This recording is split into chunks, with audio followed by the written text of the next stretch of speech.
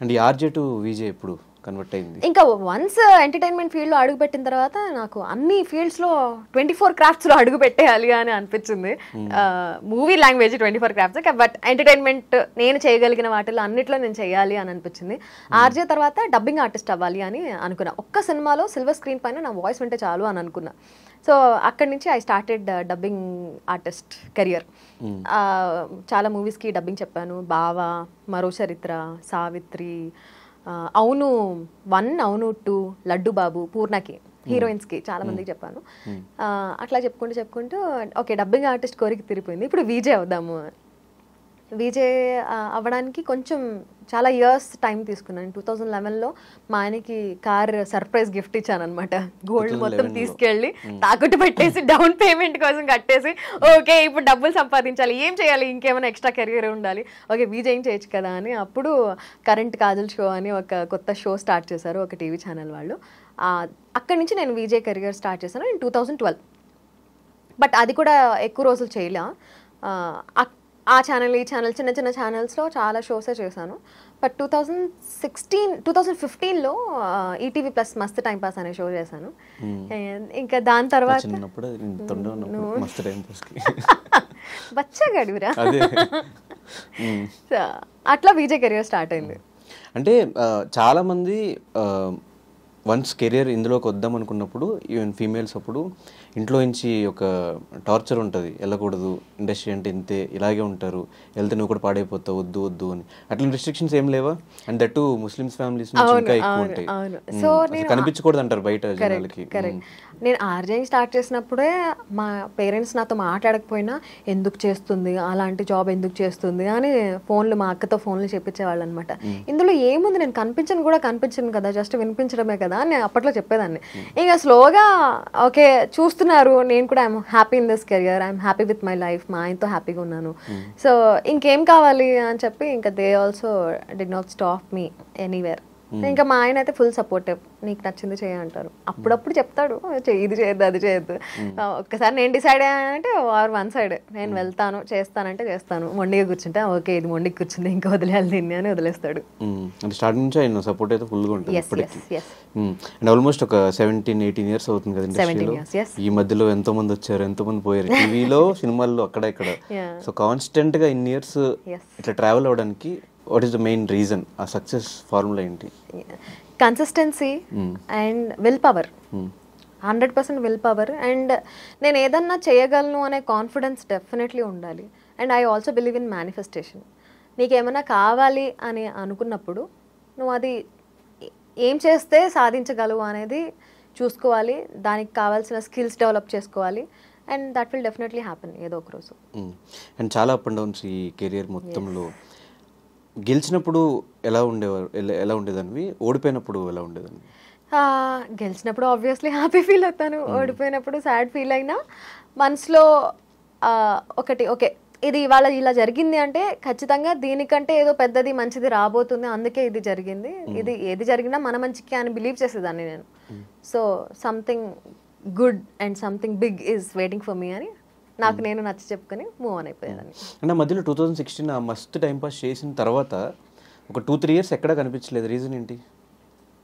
మస్త్ time pass 2016, yeah 17, 18, 19, 20 Covid పోయినా 21 వరకు అసలు బిగ్ బాస్ లో మళ్ళీ చూసేవారు కాజల్ ఎక్కడుందో ఏమైపోయిందో ఎక్కడ కనిపించలే. అరకొర అప్పుడప్పుడు యూట్యూబ్ లో ఇంటర్వ్యూస్ అవి చేస్తా ఉండేది. ఈ 4-5 ఇయర్స్ ఎలా గడిచిపోయింది? I was last somewhere. ఇప్పుడు నువ్వు చెప్పగానే నాకు ఒక్కసారి ఇట్లా స్ట్రింక్ అయింది నాకు హార్ట్.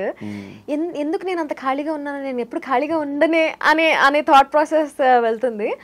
బట్ 2017, 18, 19, 20 వరకు కూడా I was happy with my life. నేను private anchoring, emceeing, corporate shows and all అవి నేను కాన్స్టెంట్గా ఎప్పుడు చేస్తూ ఉంటాను. బట్ ఒక ప్లాట్ఫామ్ పైన, ఒక టీవీ ఛానల్లో, పాపులర్ ప్లాట్ఫామ్ పైన కనిపించలేదు.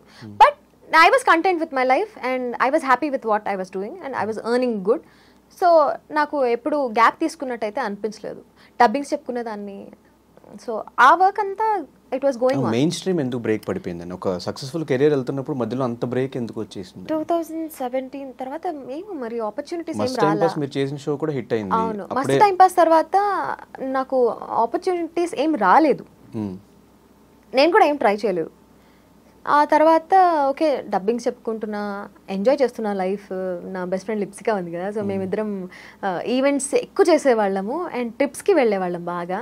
సో ఫ్రెండ్షిప్లో ఫుల్ బిజీ ఉండే నేను ఆ ఇయర్స్ అన్నీ కూడా. 2019 కోవిడ్ వచ్చేసింది అండ్ 2019 కోవిడ్ వచ్చిన తర్వాత అప్పుడు ఇట్ షుక్ మీ, ఏం చేస్తున్నాను, వాట్ ఐమ్ ఐ డూయింగ్ అని. So what I'm I doing, ఏం చేస్తున్నాను, ఏం చెయ్యాలి అనే ఆలోచనలు వచ్చినప్పుడు Vijay gave me this idea of YouTube channel పెట్టుకోవచ్చు కదా నువ్వు, ఇంత టాలెంట్ ఉంచుకొని నువ్వు ఎందుకు ఇట్లా వేస్ట్ చేస్తున్నావు అని అంటే ఓకే సరే అని అప్పుడు తను నాకు ఒక రింగ్ లైట్ కొనిచ్చాడు అనమాట. నేను అక్కడి నుంచి స్టార్ట్ చేశాను మళ్ళీ, ఓకే యూట్యూబ్లో ఏమైనా చెయ్యాలి అని చెప్పి. బిగ్ బాస్ సీజన్ 4 నడుస్తుంది అప్పట్లో, రివ్యూస్ స్టార్ట్ చేశాను. రివ్యూస్ చేసుకుంటూ, అది కూడా రివ్యూస్ చాలా డిఫరెంట్గా ప్లాన్ చేశాను. నాకు నైట్ అంతా నిద్ర ఉండేది కాదు. నా షో అయిన తర్వాత షో చూసినప్పుడు పాయింట్స్ రాసుకొని మళ్ళీ 4 గెటప్స్ క్యారెక్టర్స్ వేసుకొని అవి పంచులు పేలేలాగా షూట్ నేనే చేసుకొని, ఆ రింగ్ లైట్ పెట్టుకుని నేనే షూట్ చేసుకుని, నేనే ఎడిట్ చేసుకుని, నేనే అప్లోడ్ చేసి మార్నింగ్ 5-6కి అలా పడుకునేదాన్ని. సో అప్పుడే నేను బిగ్ బాస్కి వెళ్ళాలి అన్న థాట్ వచ్చిందనమాట. అండ్ నా మేనిఫెస్టేషన్ వర్క్డ్ అవుట్ అండ్ నాకు 2020లో వచ్చింది ఆఫర్. 21లో వెళ్ళాను. 2021 లోపు నేను I was doing YouTube, mainstream YouTube channel start చేశాను. RJ Kajal, crazy talks with Kajal అని షో స్టార్ట్ చేశాను. అందులో బిజీగా ఉండే, అది కూడా మంచిగా వెళ్ళింది, చాలా బాగా చేశాను. దాని తర్వాత బిగ్ బాస్కి వెళ్ళాను. బిగ్ బాస్ నుంచి వెళ్ళొచ్చిన తర్వాత మళ్ళీ సీజన్ 2 స్టార్ట్ చేసా. ఇప్పుడు మళ్ళీ ఒక బ్రేక్ తీసుకున్నా, ఆ బ్రేక్ తర్వాత ఇప్పుడు మళ్ళీ సీజన్ 3 స్టార్ట్ చేయబోతున్నా.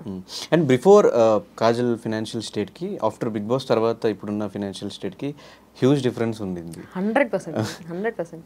ఎందుకంటే ఇప్పుడు బిఫోర్ బిగ్ బాస్ నేను ఒక ఈవెంట్కి ఒక సర్టెన్ అమౌంట్ నేను చార్జ్ చేస్తుంటే, ఆఫ్టర్ బిగ్ బాస్ ఆ అమౌంట్కి 3 times ఎక్కువ చార్జ్ చేస్తున్నాను. So obviously there is a huge leap, huge shift. కాబట్టి ఇప్పుడు now I'm earning good and I'm satisfied. అంటే చాలా మంది కెరియర్స్ ఇండస్ట్రీలో కొంతవరకే వాళ్ళ హవా కొంతవరకే నడుస్తుంది, కొన్ని రోజుల తర్వాత వాళ్ళు ఫేడ్ అవుట్ అయిపోతారు, మళ్ళీ వెతుక్కోవాలి అని. సో ఆ పరంగా ఏమైనా ప్లాన్స్ కానీ ఏమైనా చేసుకున్నారా? అయ్యా డెఫినెట్లీ ప్లాన్స్ అయితే ఉన్నాయి, కానీ ప్లాన్స్ అన్నీ వర్కౌట్ అయ్యాక అవి చెప్పుకుంటే బాగుంటుంది. I'm someone who believes in okay చెప్పుకుంటే పనులు అవ్వవు, అందుకే చెప్పుకోను. సో బిగ్ బాస్ ఆపర్చునిటీ వచ్చినప్పుడు what is your first reaction? అంటే అప్పటివరకు సీజన్ చూసి దాని రివ్యూస్ చెప్పుకుంటూ, అండ్ బిగ్ బాస్ అంటే చాలా ఇష్టం అని సీజన్ 5 చూసినందుకు అర్థమైపోతుంది. ప్రీవియస్గా హిందీ, తెలుగు అన్ని లాంగ్వేజ్ బిగ్ బాస్ సీజన్స్ అన్ని చూసి వచ్చినట్టు అనిపించింది. ఏ టాస్క్ ఎలా ఆడాలి, ఎక్కడ ఏం మాట్లాడాలి, ఏంటి మొత్తం ప్లాన్ చేసుకుని వచ్చినట్టు అనిపించింది. ఆ బిగ్ బాస్ జర్నీ అంతా ఎలా అనిపించింది? బిగ్ బాస్ ఫస్ట్ వచ్చిన తర్వాత నా రియాక్షన్ వాస్, ఒక పువ్వు ఇట్లా బ్లూమ్ అవుతుంది కదా, so my heart Bloom like that. Wow my God, yes I did it, finally I got this opportunity అని చాలా హ్యాపీ ఫీల్ అయ్యా. ఫస్ట్ మా ఆయనకు చెప్పా, తర్వాత మా అక్కకి చెప్పా. ఫస్ట్ మా ఆయన రియాక్షన్ అయితే వద్దు, వెళ్ళొద్దు, మంచిది కాదు, నెగిటివిటీ అవసరం మనకి, అది ఇది. సరే ఓకే నువ్వు ఒప్పుకోకపోతే నేను బిగ్ బాస్ షోకి వెళ్ళి నాకు కంటెంట్ ఇస్తున్నావు నువ్వు, మా ఆయన ఒప్పుకోలేదు అయినా వచ్చాను అని చెప్పుకుంటాను నేను. అంటే అమ్మ తల్లి నీకో దండం అని చెప్పి ఒప్పుకున్నాడు. బిగ్ బాస్ సీజన్ నేను హౌస్ లోపలికి వెళ్ళినప్పుడు అందరికీ ఇదొక, ఇప్పుడు నువ్వు ఎలా అయితే షో చూసాను, ప్లాన్ చేసుకొని వచ్చాను అని అందరికీ అదే ఫీలింగ్ ఉండింది. కానీ యాక్చువల్గా షో చూడడం వేరు, అందులోపల ఉండి మనం యాక్ట్ చేయడం వేరు. ఎందుకంటే అక్కడ యాక్టింగ్ ఏమి ఉండదు, రియాక్షనే ఉంటుంది. నీ ఏ పర్సనాలిటీ అయితే ఉందో కోర్ పర్సనాలిటీ అదే బయటికి వస్తుంది. నువ్వు ఒక 1-2 days ఏమైనా యాక్టింగ్ చేయగలవేమో, కానీ నీ core personality after few days అది బయటకు వచ్చేస్తుంది. సో నేను అక్కడ ఏం టాస్క్లు ఆడినా ఆర్ ఎలా ఉన్నా దట్ వాజ్ ద రియల్ మీ. అలాంటి సిచ్యువేషన్స్లో నేను అలానే రియాక్ట్ చేస్తాను అండ్ అలానే ఉన్నాను. సో అది ప్లానింగ్ వర్కౌట్ అవ్వదు బిగ్ బాస్లో. కానీ ఎస్, బిగ్ బాస్ నుంచి వచ్చేసిన తర్వాత అనిపించింది నాకు, కొంతమంది కొన్ని స్ట్రాటజీస్తో వచ్చారు, నేను గేమ్ ప్లాన్ స్ట్రాటజీ వేసుకోలేదే అని ఫీల్ అయ్యాను. Because I was going with the flow, just ఫ్లోలో వెళ్ళిపోయాను.